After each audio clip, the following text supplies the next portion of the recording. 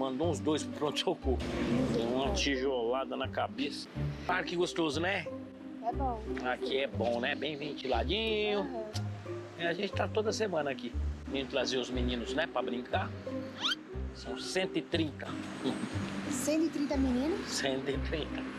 130 meninos. Aí a gente coloca pra brincar e um sumiu.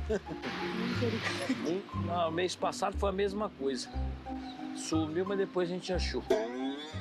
Mandou uns 2 pro pronto-socorro. Tem uma tijolada na cabeça.